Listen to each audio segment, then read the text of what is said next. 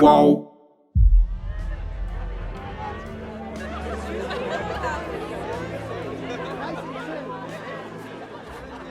O clima era de muita euforia na família Schiaravali naquele sábado 6 de outubro de 2018. A parentada toda se reuniu em um salão de festas chamado Espaço Bela Vista. Umas 100 pessoas foram convidadas para aquela noite. O lugar fica no alto de um morro chamado Surubim, em Resende, que é uma região no sul do estado do Rio. Lá no alto tem uma vista bonita da cidade e dá até para ver o Rio Paraíba do Sul.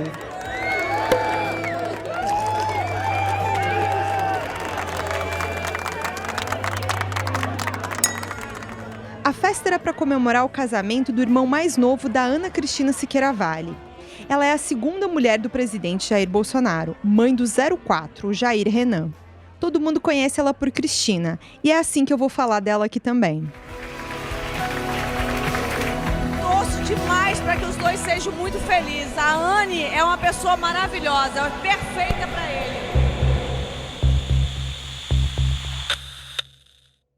Para começar, eu vou pedir ajuda da minha colega Gabi Pessoa. Ela vai fazer um resumo pra gente sobre quem é essa ex-mulher do Bolsonaro.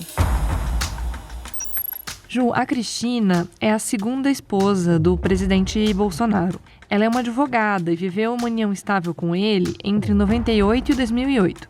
Nesses 10 anos, eles tiveram um filho juntos, o Jair Renan. A Cristina foi chefe de gabinete do Carlos Bolsonaro na Câmara Municipal do Rio de Janeiro. E aí, depois que ela e o Bolsonaro se separaram, a Cristina deixou o Brasil e foi morar um tempo na Noruega.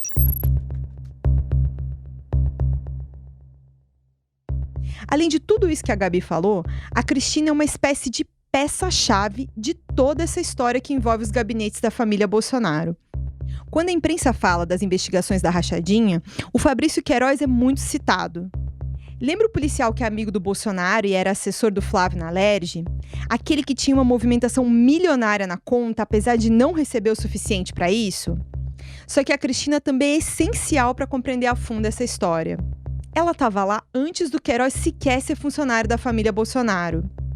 Um episódio nessa festa de casamento que eu estava contando para você agora há pouco mostra muito bem esse papel da Cristina. Eu sou Juliana Dalpiva, colunista do UOL, e nesse segundo episódio do podcast UOL Investiga a Vida Secreta de Jair, vou falar para você sobre as origens do esquema ilegal da rachadinha. Vou explicar como o caso Queiroz, na verdade, passa limpo um passado oculto do presidente Jair Bolsonaro. A pior coisa nisso aí foi a traição. Ô, rapaz, pergunta pra tua mãe o comprovante que ela deu pro teu pai. 01, o Jair não vai deixar. Irmão, apaga, escreveu, apaga.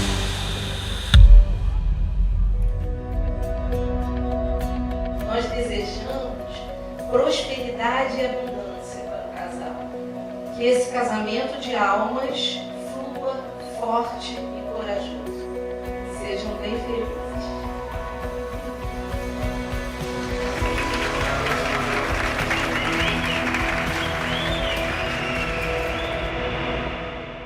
Esses aplausos e o clima festivo que você ouviu são da festa de casamento do irmão mais novo da Cristina, o André. Como eu falei antes, essa festa foi em outubro de 2018, um dia antes do primeiro turno da eleição presidencial.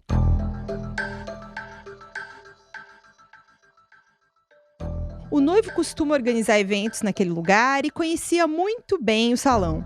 A cerimônia religiosa foi lá mesmo, no início daquela noite. Depois veio a festa e os convidados se acomodaram ou dentro do salão ou do lado de fora, num espaço com uma piscina rodeada de palmeiras.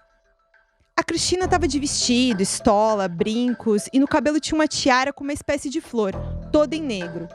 Mas a festa não era o único motivo de alegria da Cristina e daquela família naquele fim de semana. Todos tinham uma grande expectativa sobre a eleição no dia seguinte, já que a própria Cristina estava disputando uma vaga a deputada federal. E ela não é uma candidata qualquer. É a segunda mulher do líder da disputa pela presidência, o Jair Bolsonaro. Boa parte das pessoas ali na festa conheciam o candidato e chamavam ele de Jair, com muita intimidade. O filho dele com a Cristina tem esse mesmo nome, Jair Renan, mas na família, Jair é o pai e Renan o filho. Eu amo muito vocês. Nem parece que eu tô saindo com meus tios, tô parecendo que eu tô saindo com meus amigos. Desejar muitas felicidades, paz, amor pra vocês. Esse que você ouviu é o Jair Renan no casamento. Naquele sábado, as pesquisas mostravam o Bolsonaro com muita folga para vencer o primeiro turno presidencial. O Datafolha, por exemplo, registrava 40% das intenções de voto. E o principal assunto nas rodinhas da festa de casamento era a eleição e a vitória do Bolsonaro. Só que lá pelas tantas, entre uma música e outra, a família começou a se espalhar pelo salão. E uma nervosa Andréia Siqueira Vale, ex-cunhada do agora presidente, começou a falar entre os parentes e os amigos que estava muito preocupada com o futuro dela. Ela é irmã do noivo e da Cristina.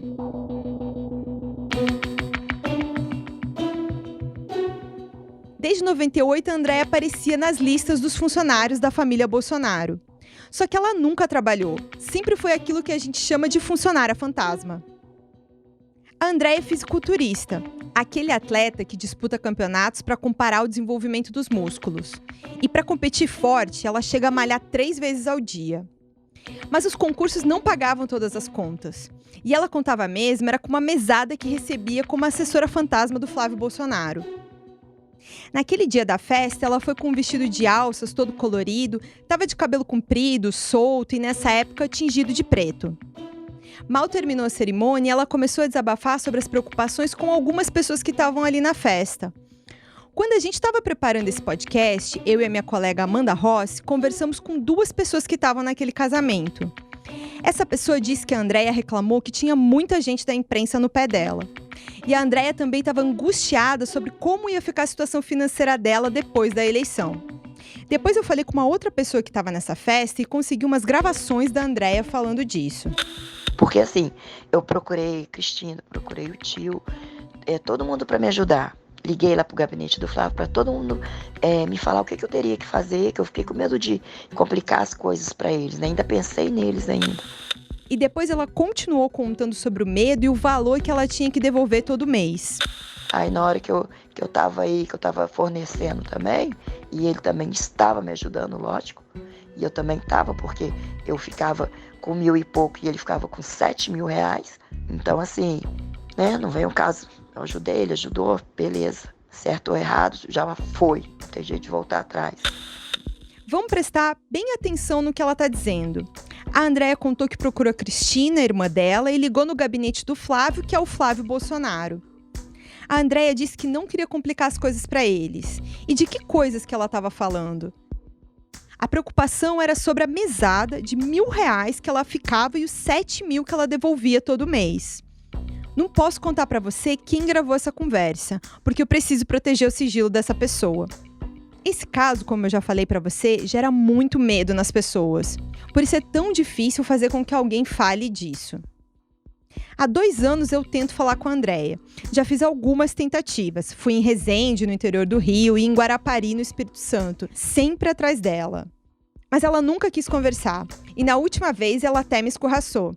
Foi mais ou menos assim. Eu não sou obrigada a dar entrevista pra você. Se você continuar incomodando meus amigos... Eu não importunei! Eu tô no meu direito. Você foi na minha casa, você foi na minha academia, você tá incomodando a pizzaria, você os meus amigos. Eu não tô te incomodando, calma, eu te deixo em paz. Não precisa gritar comigo, não. Como você ouviu, eu tentei falar com a Andréia, mas ela não quis e ficou muito irritada quando me viu conversando com os vizinhos. Agora, do que será que a Andréia tem tanto medo? É que ela sabe demais. Vou mostrar para você mais uma gravação que eu consegui. Esse áudio também é de um período próximo ao casamento que eu te contei antes. A Cristina falou para mim, se o Jair não deixar usar o nome dele por bem, eu vou usar por mal. Então, quer dizer, ou ela fez chantagem com ele para poder usar o nome dele, né? Porque a menina lá, a secretária, ela falou que ela saiu lá do gabinete depois que conversou com o Jair, chorando. Como você ouviu a Andréia contar, o clima entre a Cristina e o Bolsonaro era, digamos, azedo naqueles dias. A separação entre 2007 e 2008 foi um Deus nos acuda e terminou em um processo na justiça para dividir os bens e discutir a guarda do filho do casal. Daí que a Cristina chocou familiares e amigos na eleição de 2018, quando se apresentou como Cristina Bolsonaro para concorrer a deputada. O espanto vinha do fato de que ela nunca teve o sobrenome do ex-marido, mas principalmente porque a briga entre os dois foi muito feia, e eles mal se falam até hoje. Quem conhecia a Cristina achou que ela estava se aproveitando da popularidade do ex. E a estratégia de colar nele nem adiantou, porque ela não conseguiu se eleger. Mas para você entender a separação, a briga e essa tentativa dela de se reaproximar do Bolsonaro, eu vou começar do início. E acho que o bom mesmo é você ouvir a própria Cristina falando do ex-marido.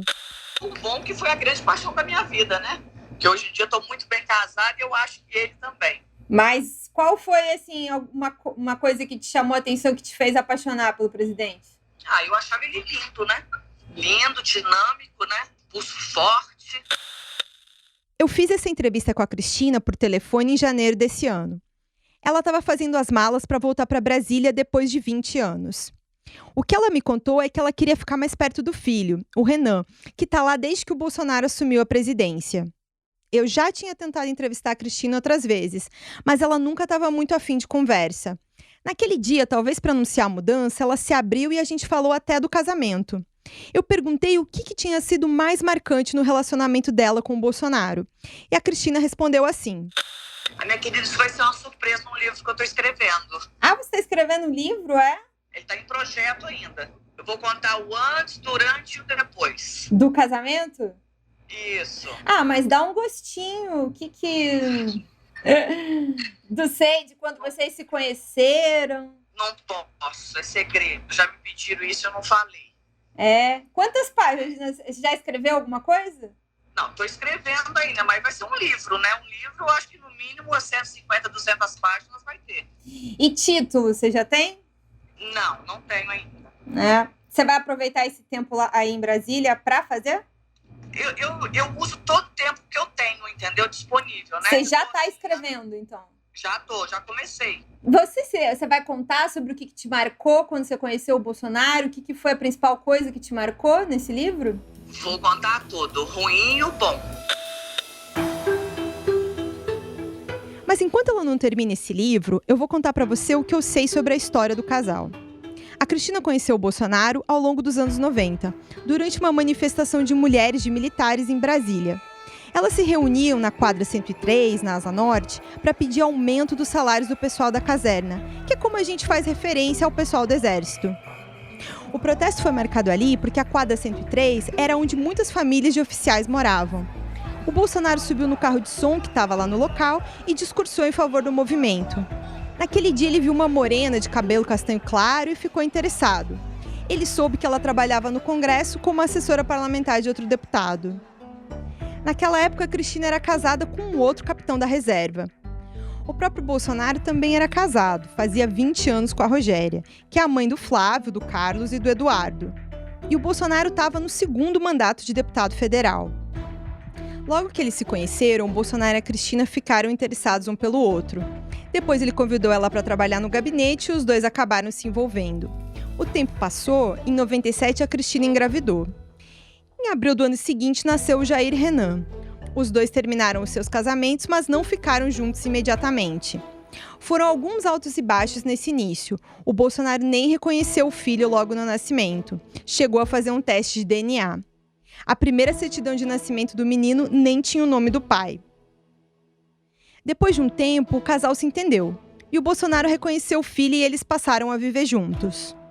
Naquele 98, o Bolsonaro se elegeu para o seu terceiro mandato a deputado federal e teve que conquistar a família da nova companheira. Os Siqueira Vale não aprovavam a relação dos dois, nem os filhos dele gostavam da madrasta. Mas o tempo é sempre bom para acalmar os ânimos, e aos poucos as coisas foram se ajeitando.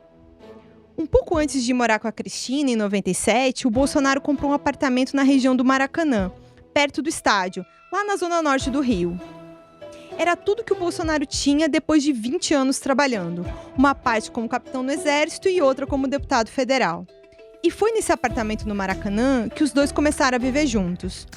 O apartamento tinha uns 190 metros quadrados e varanda, mas não ficava em um edifício com muita infraestrutura e nem era luxuoso.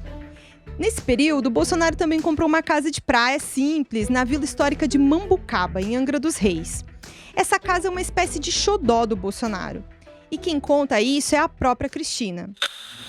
Todo final de semana a gente tinha que ir pra Mambucaba, né? É umas historinhas bobas, né? Mas são divertidas até, né? Mas era ele que queria ir pra Mambucaba? nós queríamos, né? Que era o descanso que a gente tinha a Vila Histórica de Mambucaba. Uhum. Você, ele, os filhos, Eduardo, Carlos, provavelmente também? Sim, todo mundo. Ia uma van, né? Tinha uma van, né? Que a gente chamava campanha, e nessa van, e às vezes os meninos chamavam os amigos, e a casa era muito grande, né? Mas simples e grande, né? E a gente falava, e tinha lá no andar de cima, né? Tinha alguns beliches, né? Para ocupar bastante gente, né? E os meninos levavam, era uma festa, a gente gostava demais. A casa em Mambucaba é de fato um lugar cheio de histórias de família. Uma pessoa que passou um fim de semana lá com o casal conta um inusitado episódio em 99. Quando os convidados chegaram, a Cristina recebeu todo mundo e começou a mostrar a casa. Pouco depois chegou o Bolsonaro, bem daquele jeito que a gente conhece. Ele estava só de sunga e tinha uma pistola pendurada nela. O Bolsonaro cumprimentou as pessoas e em seguida mostrou uma pistola que estava em cima do móvel da TV. Depois guiou as visitas até a cozinha e mostrou mais uma arma que estava em cima da geladeira.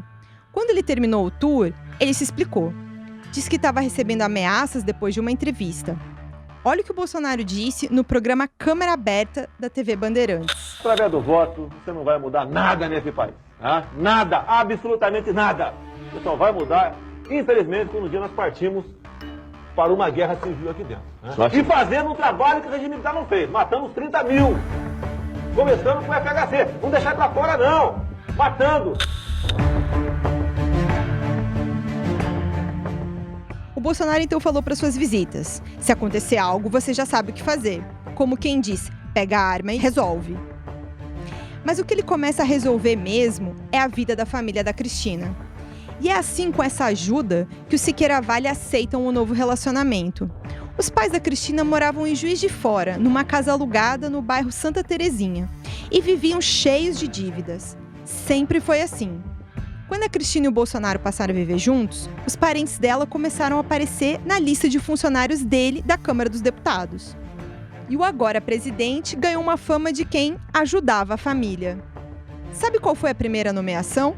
A irmã da Cristina, a Andréia. Aí na hora que eu tava aí, que eu tava fornecendo também, e ele também estava me ajudando, lógico, e eu também tava, porque eu ficava com 1.000 e pouco e ele ficava com 7.000 reais. Então assim, né, não vem o caso, eu ajudei, ele ajudou, beleza, certo ou errado, já foi, não tem jeito de voltar atrás. A contratação foi em setembro de 98. Depois da Andréia, veio o sogro, o pai da Cristina, em novembro daquele mesmo ano. O nome dele é José Procópio da Silva Vale. Antes de eu continuar, deixa eu só chamar a Gabi Pessoa para ajudar a explicar.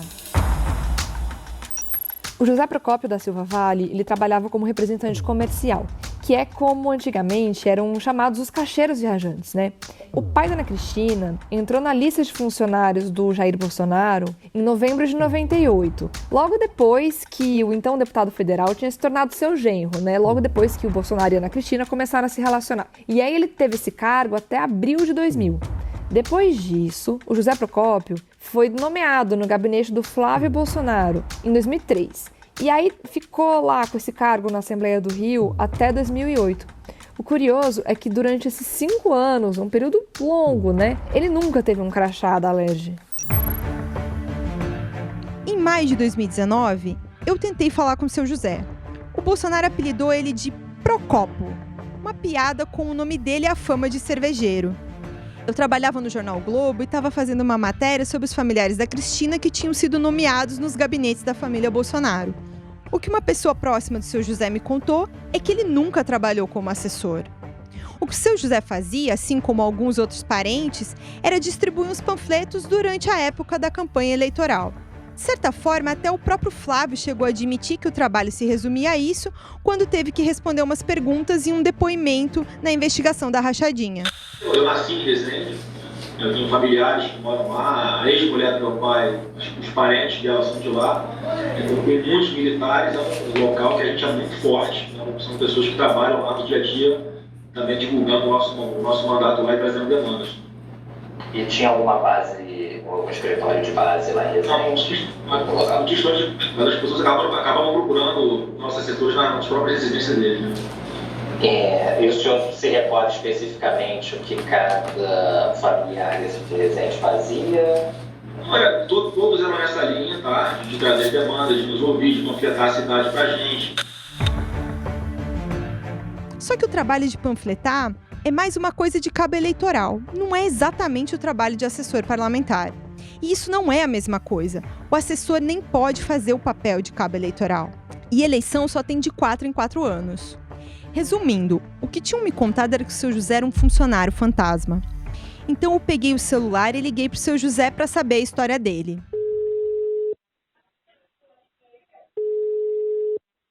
Alô? Sim, quer falar com quem? Com o seu José? Ele mesmo. Seu José, meu nome é Juliana, tudo bem? Ah, tudo bem. Seu José, o senhor trabalhou pro deputado Flávio? Olha, por favor, eu não tenho nada a declarar nesse momento, tá bom? Por favor, não queira falar nada. Eu só queria perguntar uma pergunta. Eu quero... É que assim, a LEG não tem nenhum registro do seu trabalho lá. Me desculpa, tá? Mas eu não tenho nada a dizer, nada a declarar, tá? Mas o senhor trabalhou? Falou. O senhor trabalhou pro deputado? Nada a declarar. Obrigado, tchau. Alô? Alô, seu José? Alô? Eu trabalhei pro Jair. Nada a declarar, tá bom. Você viu que o seu José não quis muita conversa. Logo que eu me apresentei, ele desligou. Mas o seu José deu azar. Quer dizer, ele pensou que desligou, mas a ligação continuou. Eu até demorei para entender e fiquei repetindo o nome dele, mas o seu José não ouvia. E eu continuei escutando. É um pouco ruim o áudio, mas dá para entender. Nossa, eu trabalhei lá no senhor recebia algum dinheiro lá, presente. Vamos aí também. E o seu José passou a falar da nossa conversa para alguém. Pareceu ser pelo telefone porque não dava para ouvir a voz da outra pessoa.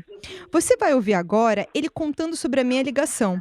Mas o seu José citou umas perguntas que eu nem tive tempo de fazer. Ele meio que inventou uma entrevista. Mas ela foi insistir, disse que eu tinha dinheiro, que eu tinha trabalhado para ele, eu tinha recebido, eu tinha feito...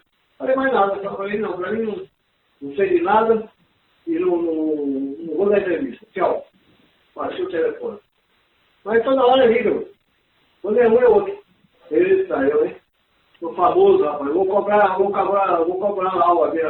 a imagem. O velho gostoso. Ah, sim. Isso aí vai acabar em pizza mesmo.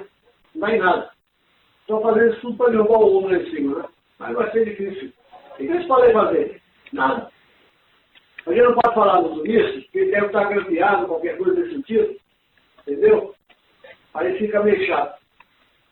Mas a gente eu vou tranquilo. Eu já falei para a Cristina, falei para a Cristina, falei, ó, não vamos falar antes do tempo. Talvez não aconteça nada. Vamos ver. E se tiver que chamar, eu vou lá e falo que eu tenho que falar, ué. Mas nada. Pior que eu pôr na cadeia lá dentro do Lula. Eu vou tomar umas cachaçinhas com ele lá.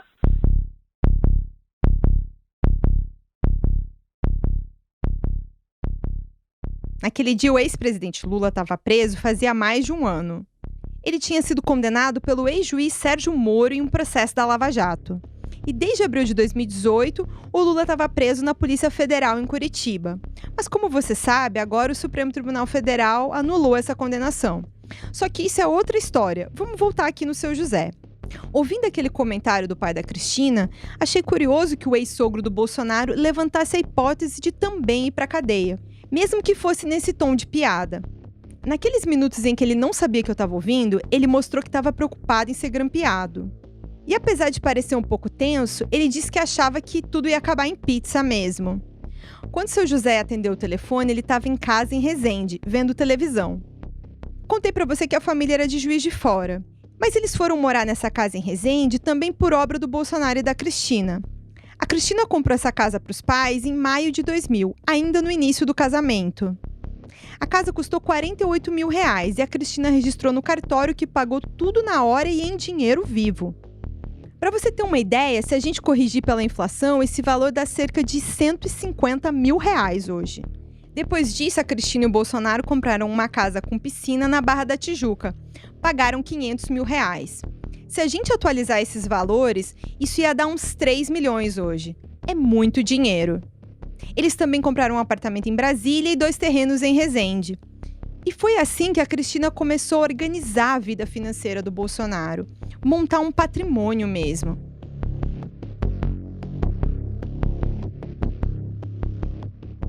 O UOL Investiga volta já. O podcast UOL News traz para você as principais notícias do dia. Aqui a gente fala de política, esporte, entretenimento, de cidades, do mundo e de muitos outros assuntos. É aquilo que mais importa e de um jeito rápido, para encaixar na sua rotina. O podcast UOL News traz um resumo do programa completo, que você acompanha também em vídeo no YouTube e no UOL, para você saber aquilo que precisa e também ouvir a opinião do nosso time de colunistas, no seu tocador preferido de podcast ou assistente de voz.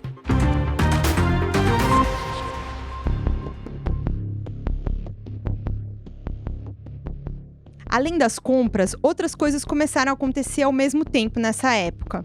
A primeira delas é um movimento do Bolsonaro de colocar os filhos para disputar vagas na Câmara de Vereadores e na Assembleia Legislativa do Rio de Janeiro. Não importava sequer que eles fossem muito jovens, ainda saindo da adolescência e sem experiência alguma na política. O Bolsonaro fez o Carlos, que a gente conhece por Carluxo, disputar o primeiro mandato dele com 17 anos naquele ano de 2000. E para concorrer, ele teve que disputar contra a própria mãe, a Rogéria. E ele ganhou. Foi eleito vereador pela primeira vez, o mais jovem do país.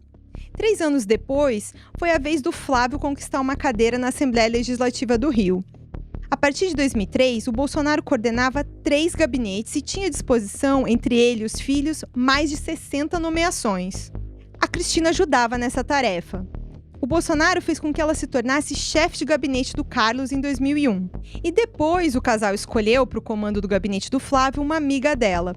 Isso em 2003. Só que tudo era comandado mesmo pelo Bolsonaro. E ele sempre fez questão de deixar isso claro. Muito antes de se saber os problemas nas nomeações dos assessores, ele sempre se referiu aos gabinetes como se fossem uma coisa só. Não há diferença, muitas vezes, o que... Quando um funcionário trabalha para mim, trabalha para os dois também. Peraí, você tem que divulgar, é o meu patrimônio. Daqui a pouco você quer pegar a minha mãe, com 91 anos de idade, começar a levantar a vida dela. Você vai pegar da minha mãe daqui a pouco, meu pai já morreu, meus irmãos, ok? Você tem que pegar o meu, esquece meus filhos. Se meu filho assaltar um banco ou ganhar na Mega Sena, é problema dele, não é meu. E a parte da Cristina nessa história era escolher pessoas da própria família para ocupar esses cargos de confiança. Teve uma vez, em uma festinha de família, que ela foi direto ao assunto. Sem rodeios, perguntou quem ali entre os irmãos, primos e tios gostaria de ser nomeado em uma das vagas do marido ou dos enteados. Depois a Cristina explicou que quem aceitasse não precisava bater ponto em lugar nenhum. Seria um funcionário fantasma. Bastava dar o CPF que ela ia fazer o resto. Quem topasse ia receber em troca uma mesada de 10% do salário. Tinha que devolver a maior parte do dinheiro. Nessa reunião, a Cristina basicamente descreveu como funcionava o esquema que hoje a gente conhece por rachadinha. Ao todo, 18 parentes dela foram nomeados em algum momento em um dos gabinetes da família Bolsonaro, seja do Jair, do Flávio ou do Carlos Bolsonaro. A única tarefa de quem entrava no esquema era distribuir os panfletos no período de campanha, como eu falei que o seu José fazia. De resto, nenhuma preocupação, ninguém precisava aparecer para trabalhar. Essas vagas a Cristina ia achar junto com o Bolsonaro em um dos 3 gabinetes à disposição. Na Câmara, onde o Jair Bolsonaro era deputado federal, na Assembleia Legislativa do Rio, onde o Flávio era deputado estadual, ou na Câmara Municipal do Rio, onde o Carlos era vereador. O Eduardo Bolsonaro, que agora é deputado federal, era adolescente nesses dias. Vai demorar bastante tempo para ele entrar na política e dar indícios do esquema. Eu vou contar para você mais adiante. Lá nos anos 2000, e mesmo antes disso, uma coisa que ajudou esse esquema a funcionar era a falta de transparência. Não era fácil saber quem eram os funcionários de cada deputado. Naquela época, nenhuma dessas informações ficava disponível de uma maneira organizada na internet. O único jeito de saber as nomeações de cada deputado era ler o Diário Oficial todo dia. Aliás, na Alerj, na Câmara Municipal, ainda é assim até hoje. Há 20 anos, o Bolsonaro podia sonhar em ser presidente, mas era uma realidade distante. Ele era do chamado baixo clero da Câmara, e ninguém da imprensa prestava atenção o suficiente nele. Talvez por isso o pessoal da família Schiaravale nem fazia muito segredo do esquema. Os parentes da Cristina e ela própria contavam por aí boa parte dessa história. Então, quando ela veio morar comigo, até então eu não sabia, mesmo ela não havia mencionado o nome dele ainda, né? E quando ela veio morar comigo, eu não sabia, não tinha a mínima noção de quem Bolsonaro era de nenhuma forma. Até que, durante uma ligação da mãe dela, ela no quarto arrumando as coisas dela, era um quarto que, tipo, se você souber a mansão que ela mora em Resende, de 4 milhões de reais, e a casa que ela morou aqui na Noruega, depois que ela mudou com o marido, você não vai acreditar que ela não morou lá em casa, mas assim, eu tenho registro de fotos e de declarações dela, tipo, por ter morado comigo, por ser grata, por eu ter ajudado. Então a mãe dela ligou e a mãe dela perguntou para ela durante a conversa por que ela não voltava para o Brasil, por que ela não voltava para o Jair, e ela falou que não, que ela não iria voltar, que era para a mãe dela parar, porque ela estava finalmente conseguindo ter paz na vida dela, e que ela não estava nem um pouco interessada de falar do Jair, muito menos do Brasil. Diante da mãe dela falar, fazer uma crítica à minha sexualidade, eu ouvi, ela assim, você ouviu minha mãe, desculpa. Minha mãe cabeça quadrada, mas ela puxa saco do Jair. Porque eu e ele, nós levávamos a nossa família nas costas. Todos foram laranja, entendeu? Foram essa a palavra. Esse que nós ouvimos agora é o Fernando Xavier. E eu vou pedir para a Gabi Pessoa explicar quem ele é. O Fernando Xavier, Ju, é um enfermeiro brasileiro que mora na Noruega há vários anos. Bom, lembra que quando a Ana Cristina se separou do Bolsonaro, ela saiu do Brasil, foi embora e foi morar onde? Na Noruega. E foi lá que ela e o Fernando se conheceram e se tornaram grandes amigos, super amigos. A Cristina foi morar no apartamento do Fernando e eles dividiram esse apartamento lá por mais de um ano. Depois de algum tempo, a Ana Cristina acabou se casando com um norueguês chamado Jan Breimonf. Não sei se meu norueguês está em dia. E a Ana Cristina e o Fernando Xavier continuaram se falando mesmo depois que ela voltou ao Brasil. Eles foram amigos até um pouco tempo atrás, mais ou menos. Eu avancei um pouco no tempo, mas agora eu vou explicar. Você ouviu o Fernando contando sobre um dia em que ele presenciou uma ligação entre a Cristina e a mãe dela. Ele está contando aqui sobre um período em que a Cristina morou com ele em Oslo, na Noruega. Ela voltou para o Brasil em 2014, mas o Fernando continua morando lá até hoje. A Cristina e o Bolsonaro sempre viveram um misto de amor cheio de duras brigas. Ele chegou a apelidar ela de Cri-Cri. É um costume do Bolsonaro, ele coloca apelido em todo mundo. Foram diversos atritos ao longo dos anos em que eles viveram juntos, e muita confusão envolvia dinheiro. Eu vou explicar. Tudo que o Bolsonaro tinha antes de viver com a Cristina era a casa em Mambucaba e o apartamento no Rio, na região do Maracanã. 10 anos depois, a situação era a outra. Eles compraram juntos 14 imóveis, a mansão na Barra da Tijuca, a casa dos pais dela em Resende e vários terrenos. E 5 desses imóveis foram pagos em dinheiro vivo, o que é algo muito raro. Já imaginou você chegando para comprar uma casa ou um terreno com uma mala ou um pacote de dinheiro em espécie? É até perigoso. Quem investiga a lavagem de dinheiro diz que, em geral, o imóvel só é pago em espécie por quem quer esconder a origem do dinheiro. Mas voltando no patrimônio do Bolsonaro, lá em 2008, os bens somavam mais de 3 milhões, o que vale uns 5 milhões de reais agora. Esse, inclusive, é um cálculo conservador. Eles também tinham carros, aplicações e um cofre repleto de joias e mais dinheiro vivo.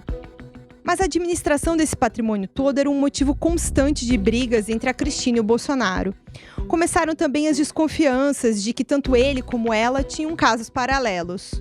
Chegou um ponto em que não deu mais. Em 2007, o Bolsonaro conheceu no Congresso uma outra assessora chamada Michele, e casou com ela ainda no fim daquele ano. A Michele é a atual primeira-dama do Brasil. Depois de um tempo da separação, a Cristina decidiu ir morar com um namorado na Noruega. Ela partiu sozinha. O filho, Jair Renan, ficou com o Bolsonaro no Rio. Foi na Noruega que a Cristina conheceu o Fernando e acabou indo morar com ele. Os dois ficaram muito amigos e se tornaram confidentes. Nesses 2 anos que eu acompanho essa história, eu conheci uma série de amigos da Cristina.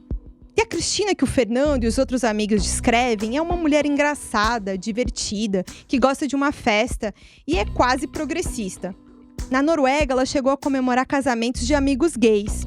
Algo impensado para uma ex-mulher do Bolsonaro que agora se apresenta como uma conservadora, defensora de uma ideia restrita do que deve ser a família. O Fernando é a principal testemunha dessa época, das brigas e das confissões sobre o esquema da rachadinha. Realmente, eu já vi brigas, presenciei. Ela ligar, o filho ligar para falar com a mãe, ela ia pegar o telefone dela, desligar o telefone aos prantos dele, tipo assim, excomungar. Ela de falar com ela de maneiras grosseiras. Então ela meio que tinha medo mesmo, porque ela me falou que ela havia entregado todos eles nos gabinetes. Entendeu? Mas ela me falou que eles todos foram laranja. Isso eu lembro. Laranja de devolver dinheiro. Claro, né? Porque laranja é para devolver dinheiro. É só você entrega o nome, mas eles levaram uma comissão com isso. Porque ela, inclusive, foi ela e o Jair, inclusive, que deram a casa dos pais. E a avó, que ela era muito aqui. Eu lembro que ela era muito agarrada da avó. A avó faleceu. Quando o Fernando conheceu a Cristina, logo que ela chegou na Noruega, ela contava o dinheiro para pagar as contas. Uma realidade bem diferente da vida que ela tinha no Brasil. Foi aí que ela chegou a trabalhar de babá. A Cristina dizia que o dinheiro dela estava bloqueado no processo de separação do Bolsonaro. E ela também contava uma história sobre um cofre. Em 26 de outubro de 2007, ela foi até uma agência do Banco do Brasil onde ela tinha um cofre fazia uns 2 anos. Quando ela chegou, a chave dela não abriu o cofre e teve que chamar um chaveiro para conseguir abrir a caixa. Quem viu a cena conta que a Cristina já estava furiosa e tudo piorou depois que a caixa foi aberta e ela viu que ela estava vazia. Ela começou a acusar o Bolsonaro de ter levado as coisas dela e até registrou um boletim de ocorrência sobre o sumiço dos pertences. Inclusive processou o Banco do Brasil. Na delegacia, ela contou o que tinha lá dentro do cofre. Eram R$200 mil em espécie, 600 mil em joias e outros 30 mil dólares. Dava mais de 1,5 milhão. Ficou tudo registrado na 5ª Delegacia de Polícia do Rio de Janeiro. Como o casamento entre a Cristina e o Bolsonaro nunca foi de papel passado no cartório, a separação e a divisão dos bens foi parar na 1ª Vara de Família do Tribunal de Justiça do Rio. Lá ela começou a cobrar uma boa pensão e contou que o Bolsonaro tinha uma próspera condição financeira e uma renda de R$100 mil. Só que o salário bruto do Bolsonaro na Câmara era de quase 27 mil e ele ganhava mais 8.600 como militar da reserva. Isso dá uns 36 mil reais. Ela não explicou de onde vinha o restante. Com a separação, ela deixou o cargo dela no gabinete do Carlos em 2008. Então, quando chegou na Noruega, a Cristina estava realmente com pouco dinheiro. Nem o conteúdo do cofre ela tinha conseguido recuperar. O tempo foi passando e o Bolsonaro e a Cristina não se entendiam. Entre idas e vindas, em 2011, ela voltou ao Brasil para ver o filho e tentar resolver a separação na justiça. Só que a Cristina seguia insatisfeita com os termos da divisão de bens e eles não chegaram no acordo. E quando a Cristina foi embora, em julho de 2011, decidiu levar o filho junto com ela. Fez um passaporte novo para ele com a primeira certidão de nascimento do menino, na qual não constava o nome do Bolsonaro. Lembra que ele não tinha reconhecido o filho? Com esse novo passaporte, a Cristina embarcou com Jair Renan para a Noruega, em julho de 2011. Na época, o garoto tinha 12 anos. O Bolsonaro já estava no 6º mandato como deputado federal. E ele ficou enlouquecido quando soube que o filho tinha ido para a Noruega. E logo registrou o caso na Polícia Federal e mobilizou o Itamaraty. O Itamaraty nem podia fazer nada, porque não pode interferir em assuntos particulares ou de família. Mas não foi o que aconteceu. Um diplomata brasileiro na Noruega foi atrás da Cristina. E ao encontrar os diplomatas, ela desabafou que tinha sido ameaçada de morte pelo ex-marido. Segundo a Cristina, essa era a razão para ela ter deixado o Brasil. E esse relato ficou registrado em telegramas do Itamaraty. O medo que ela tinha do Bolsonaro era tema frequente das conversas que ela tinha com os amigos que ela fez na Noruega. O principal deles era o Fernando. Porque ela tinha sido ameaçada e a cabeça dela, ela me falou inclusive valores, eu lembro. A cabeça dela valia 50 mil reais. Exatamente isso que eu ouvi da boca dela, não foi outra pessoa que me contou. A versão do Bolsonaro era diferente. Tudo que ele repetia era que a ex-mulher tinha fugido ilegalmente do país com o filho dos dois. E tudo isso gerou um impasse. Os dois ficaram brigando à distância ao longo de um mês. Depois a Cristina decidiu voltar para o Brasil e devolveu o filho para o Bolsonaro. Os dois também entraram em um acordo sobre a separação. Foi então que a Cristina finalmente recuperou as joias do cofre e ficou com 2/3 do patrimônio, coisa de mais de 2 milhões. O Bolsonaro ficou com o resto do dinheiro e com o Jair Renan. Quem viu toda essa confusão de perto também foi o Fernando. Eles tinham muitos bens, muito dinheiro, tanto que ela saiu já rica da separação. Ela falava sobre ele guardar dinheiro vivo em casa? Olha, ela me falou das joias e eu vi a mala.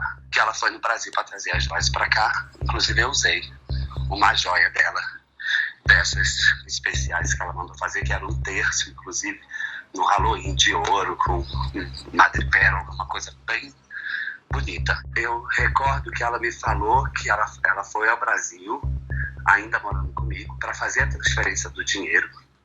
Na época que ela conseguiu abrir a firma aqui para ganhar o visto, e foi a remessa do dinheiro que ela me mandava para pagar aluguel e tudo mais. Depois dessa guerra, a Cristina e o Bolsonaro finalmente se separaram. E essa história que eu tô contando para você ficou escondida no arquivo do tribunal e no Itamaraty até setembro de 2018. Primeiro, a Folha achou os telegramas com as ameaças, e no meio disso a revista Veja descobriu o processo de separação. O Nonato Viegas, que trabalhou nessa matéria da Veja, conta um pouco de como a Cristina reagiu quando foi confrontada com o passado. Quando ela topou falar em ON, ela sentiu um pouco ali da responsabilidade e aí passou a ser econômica nas palavras, né? A gente até reproduz na matéria o diálogo em determinado momento. Perguntei sobre o comportamento agressivo e explosivo do então deputado, né? Ela dizia que era porque estava magoada. Quando eu perguntei sobre os 100 mil reais e sobre o roubo, ela disse que preferia não dizer de onde vinha esse dinheiro, não deixava claro por que ela não foi atrás, porque a polícia investigou o roubo. A polícia intimou a Ana Cristina umas 2 ou 3 vezes para ela prestar depoimento, ela não foi.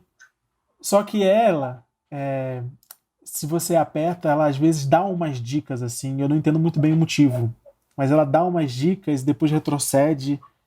Bom, eu tenho minhas teorias por que ela faz isso, que eu acho que ela não é ingênua. Então, por exemplo, do roubo, ela disse, não, a gente tem um acordo. Eu dizia, que acordo? Aí ela, eu prefiro não dizer. Como assim tem um acordo de não investigar o roubo do cofre? É 1,5 milhão que estava lá, né? Eu percebo, por que eu digo que ela não é ingênua? Porque o tempo todo, mesmo na entrevista em ON, que ela sabia que seria reproduzida, ela deixa margem para a interpretação, deixa margem para que você saiba que ela sabe muito mais do que ela está dizendo que sabe. Então a Ana Cristina é uma personagem muito interessante, assim. Quando a matéria tornou público o tom pesado da separação, o Bolsonaro negou as ameaças e a Cristina as acusações. Parecia que não importava que ela tivesse feito um boletim de ocorrência sobre o roubo do cofre, nem que tivessem telegramas do Itamaraty com o registro das ameaças, ou mesmo que os amigos na Noruega confirmassem todos os relatos dela sobre o medo do ex-marido. A Cristina simplesmente negou tudo. Eu digo pra você que toda separação é muito difícil, né? Ambos os lados ficam magoados, né? Eu sou do temperamento muito forte, muito forte, e falo besteira, né? Eu acho que ninguém casa querendo separar. E como aconteceu isso, eu falei coisas que não deveriam, né? Que não são verdades, são inverdades. Estava magoada. Essas declarações causaram um espanto no Fernando, principalmente porque ela passou a defender o ex-marido. A primeira vez que eu tentei falar com ele, ainda em 2018, ele não quis conversa. O Fernando só topou essa entrevista há pouco tempo, e muito por causa dessa mudança de atitude da Cristina. Ele disse que a Cristina nem parecia mais a mesma pessoa. Mas apesar de pesada, essa história não teve impacto algum na eleição do Bolsonaro. Quem talvez tenha sido impactada foi a própria Cristina, que não conseguiu uma cadeira na Câmara dos Deputados. Depois da eleição em 2018, ela continuou vivendo em Resende. Desde que ela voltou para o Brasil, ela trabalhava como assessora de um vereador da cidade. Alguns meses depois da eleição, quando o caso Queiroz explodiu, eu recebi uma dica para investigar a Cristina e os parentes dela. E foi aí, depois de muito esforço para conseguir os documentos de quase 20 anos dos assessores da família Bolsonaro, que eu notei um aspecto curioso. Apesar das brigas todas entre a Cristina e o ex-marido, os parentes dela não deixaram de aparecer nas listas de funcionários da família Bolsonaro. A Andréia, a irmã da Cristina, por exemplo, constou como funcionária do Flávio até pouco antes da eleição de 2018. Por isso, como eu contei no início desse episódio, ela estava preocupada se ia continuar recebendo a mesada do esquema. Na virada de 2018 para 2019, todo mundo da família Siqueira Vale já tinha visto alguma coisa sobre o Queiroz no noticiário. O Queiroz, inclusive, era uma pessoa que eles conheciam. E a cada matéria, eles sentiam que era só uma questão de tempo. Os jornalistas iam começar a bater na porta deles para perguntar sobre a rachadinha. Mas a preocupação dos parentes da Cristina era ir no Ministério Público, como o seu José deixou claro naquela conversa no telefone. Em junho de 2019, eu fui até a Câmara de Resende para tentar falar com a Cristina. Eu estava apurando com uma colega, a Juliana Castro, os funcionários fantasmas do Carlos Bolsonaro, e tentei falar com a Cristina sobre essas nomeações. Eu nem liguei porque eu achei que a hora que eu falasse o assunto ela ia fugir. Então eu cheguei na Câmara, me identifiquei na portaria e me autorizaram a subir. E eu fui pelas escadas mesmo. Quando eu cheguei no 3º andar, eu dei de cara com ela no corredor. E foi logo perguntando. Mas você pretende falar em algum momento? Não. Por quê?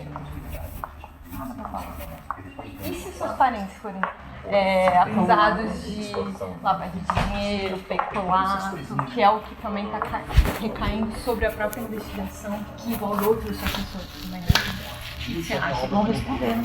Eles vão responder nada do que A Cristina não foi lá muito convincente.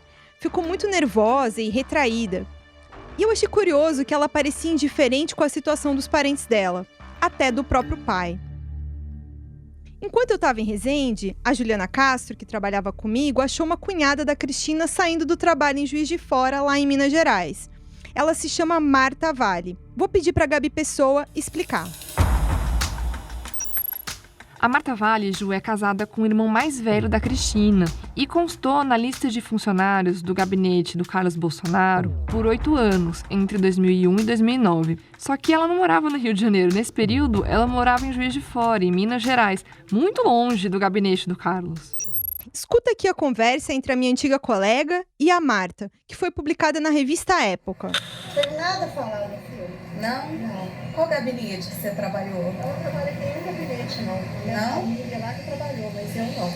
Ah, entendi. Porque tem seu nome nomeado durante 9 anos lá. Mas não fui eu não trabalhei não. Você a família do meu marido, que é Mário, que trabalhou, entendeu? Você mesmo não. Mas você sabia que você tinha sido nomeada? Mas logo em seguida eu fui... Já me tiraram do cargo. Mas é que tem 9 anos. Não, Juliana, eu prefiro não falar nenhuma opinião. Você me desculpa, tá? Claro, claro. Essa mesma reportagem falava de vários outros casos da família da Cristina no gabinete do Carlos no mesmo período em que ela era chefe. Ou seja, ela também era responsável por essas contratações junto com o Carlos. Depois dessa matéria, o Ministério Público passou a investigar o Carlos e a Cristina. O caso tinha algumas semelhanças com o do Flávio do Queiroz. E alguns meses depois disso, o Ministério Público foi nas casas desses familiares da Cristina. O Ministério Público do Rio cumpriu hoje mandados de busca e apreensão em endereços ligados ao senador Flávio Bolsonaro, ao ex-assessor dele, Fabrício Queiroz, e a parentes da ex-mulher do presidente Jair Bolsonaro. A investigação é de lavagem e desvio de dinheiro no gabinete de Flávio Bolsonaro quando era deputado estadual. Você lembra que no primeiro episódio eu falei que o Ministério Público demorou para dar explicações sobre o caso? Pois depois daquele vai e vem desde o fim de 2018, os promotores trabalharam bastante. Em segredo, eles coletaram muitas provas e pediram as quebras de sigilo financeiro e mandados de busca e apreensão contra os investigados.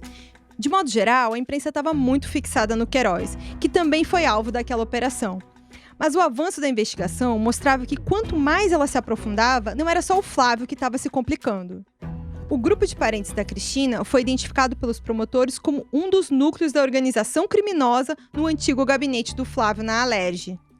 Esse núcleo inclui o seu José, pai dela, a Andréia e 8 parentes. Outro núcleo é do Queiroz, familiares dele e amigos. Mais do que funcionários do Flávio, o que os dois grupos têm em comum é a proximidade com o Bolsonaro. Quando a Cristina se separou do Bolsonaro em 2008, ela deixou de administrar a vida financeira dele. Saiu também a antiga amiga dela que trabalhava para o Flávio. E o Queiroz assumiu um cargo de confiança no lugar. E tudo continuou. Quando a família Bolsonaro ganhou destaque, eles tentaram fazer uma limpeza para eliminar evidências dessa história, antes e depois da eleição de 2018. O Queiroz dizia aos contatos como que era para fazer. E todas as pessoas que eu falo, eu sempre falo, meu irmão, apaga, escreveu, apaga. Mas não tem como apagar tudo. No próximo episódio, vou mostrar para você os bastidores, as brigas e as confusões da família do Queiroz e essa relação deles com o Bolsonaro. E você vai ouvir pela primeira vez o Queiroz e a família dele falando da preocupação do próprio Bolsonaro sobre essa história da rachadinha. É que ainda não caiu a ficha dele, que agora voltar para a política, voltar para o que ele fazia tão cedo, esquece aí, bota anos para ele voltar. Até porque o 01, né, o Jair não vai deixar. Fica comigo que vem mais por aí.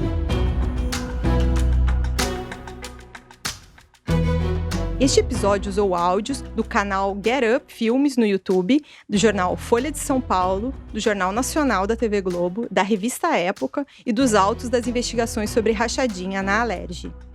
O UOL Investiga a Vida Secreta de Jair é apresentado por mim, Juliana Dalpiva, e pela jornalista Gabriela Sá Pessoa. A reportagem, pesquisa e roteiro foram feitos por mim, Juliana Dalpiva, e também tiveram o trabalho da Amanda Rossi e da Gabriela Sá Pessoa. A edição de áudio é do João Pedro Pinheiro. A coordenação foi da Juliana Carpanês, do Flávio Costa e do Marco Sérgio Silva. O projeto também contou com Alexandre Gimenez e Antoine Morel, gerentes de conteúdo, e Murilo Garavello, diretor de conteúdo do UOL. Agradecimentos a Cláudia Coates.